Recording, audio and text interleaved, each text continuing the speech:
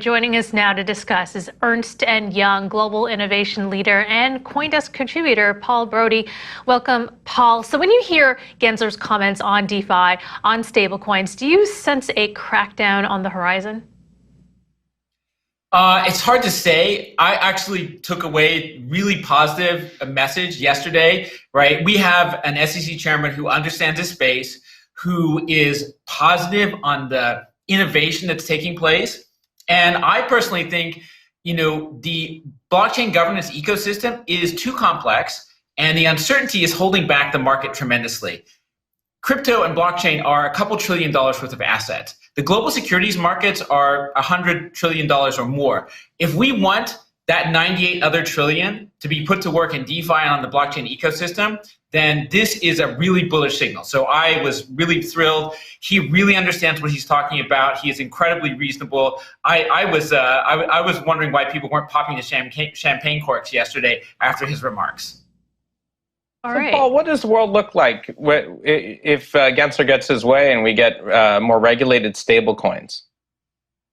If we get more regulated stablecoins and more sort of securities regulation, I believe the world looks a lot better in the sense that all of these blockchain enterprises start to look a little bit like corporations. We have standardized reporting. You can go to Yahoo Finance. Think about how amazing Yahoo Finance is. You can go in, you can read and benchmark and produce charts on all of these things. And they're apples to apples comparisons, complete with really good documentation, disclosure of risk. If we want to invite trillions of dollars of capital in, that's what's going to be required. And so I look forward to a world where blockchain ecosystems have trillions of dollars of capital at their disposal, and they have standardized reporting and regulatory structures that make governance fair, that protect investors. And by the way, the SEC is absolutely right. The vast majority of people are buying these things as investments, and they don't understand what they are buying, and it's not easy to research them because so much of blockchain governance is too complex. For the record, Paul, of course, CoinDesk has a lot of those tools. Just saying. That's all.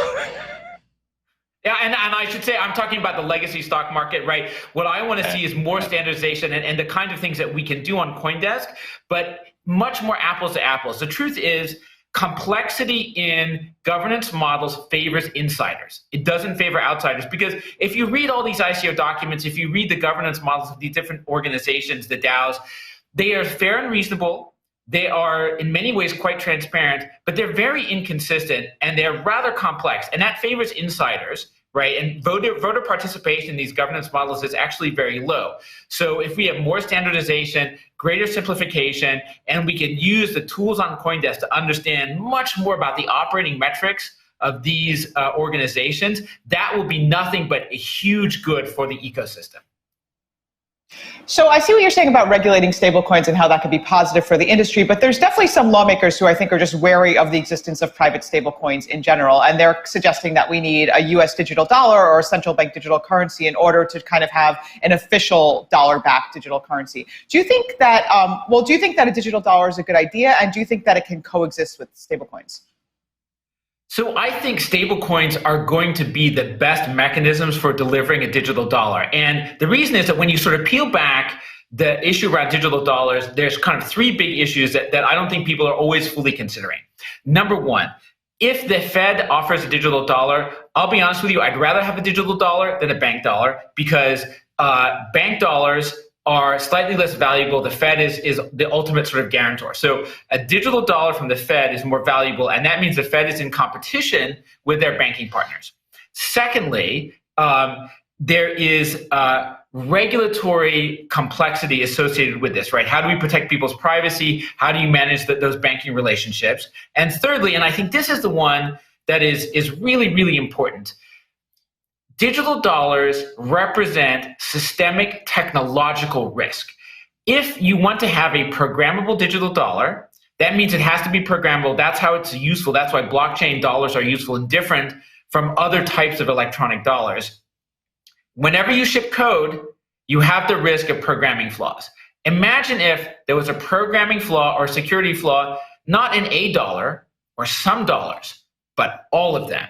That is the ultimate digital systemic risk. And if you look at this from the standpoint of a regulator and you're thinking about risk, wouldn't it be safer to have dozens or hundreds of stable coins in different ecosystems? They are bank regulated. They're backed by actual dollars deposited in banks, but they're built on different code bases. They're operating potentially in different blockchains. That looks like a lot more manageable set of risks than a single national digital dollar. So, Paul, the U.S. Regulation can only go as far as its borders, of course, and maybe then some a little bit. But what happens if Gensler gets his way? He can do some more regulations when it comes to stablecoins and DeFi and other things. What happens overseas, outside the United States? Do these things take off even more because people look offshore and say, "Hey, we can do something and get around it," or do you think that you'll see compliance or at least other regulatory agencies worldwide fall in line or try to come up with some sort of universal standard? I think there will be cooperation. I do think that regulatory agencies look to each other. The U.S. is not the only place where these types of regulatory discussions are going on. Authorities in other countries around the world are clearly cracking down on securities offerings. They're cracking down on unregistered crypto exchanges. So I don't think that we are either unusually far ahead or unusually far behind everybody else.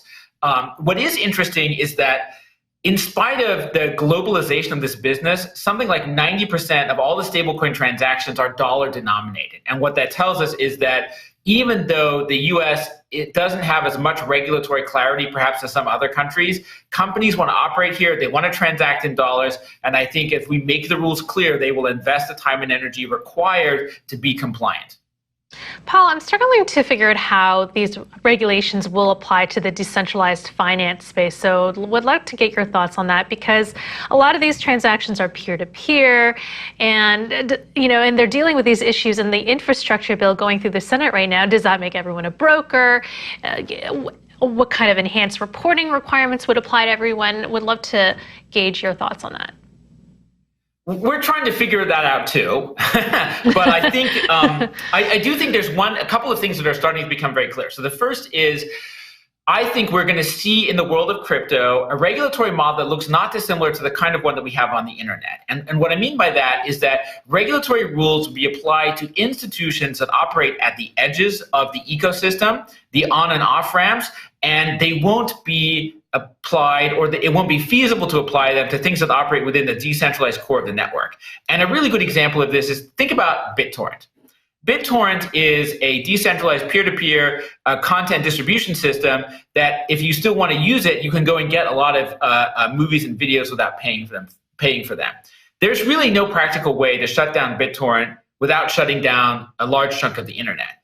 But cable providers, internet providers, ISPs, others do take some responsibility for kind of the use and transaction volume. We'll see a similar thing. If you think about the on-ramps and the off-ramps, there are crypto exchanges, there are banks, there are others, right? I believe the regulatory rules will be applied when people try to turn their money into digital assets, or take the digital assets and turn them into traditional banking money.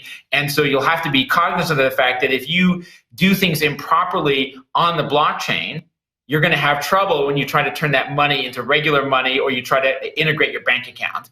And we will see sort of integration of DeFi and regular finance in this process. So your bank account's going to increasingly look like, hey, I can send money through an ACH transaction. I can send money to an Ethereum wallet address. It's going to be one bank account, and it's going to be one set of reporting that I think banks are going to do to regulators. So you have said that this kind of regulatory clarity is good for the crypto industry. That makes a lot of sense, and it seems the market maybe agrees with that because it's not reacting very negatively to what Gensler said. But there definitely are things that could go wrong, right? I mean, there's definitely regulatory moves that could have a negative effect on the crypto industry, and I think there is fear of that. What are some of those moves? Like, where are some areas where we should be watching out for, where regulators could maybe go a little bit too far and dampen some of the sentiment that we've seen over the past year?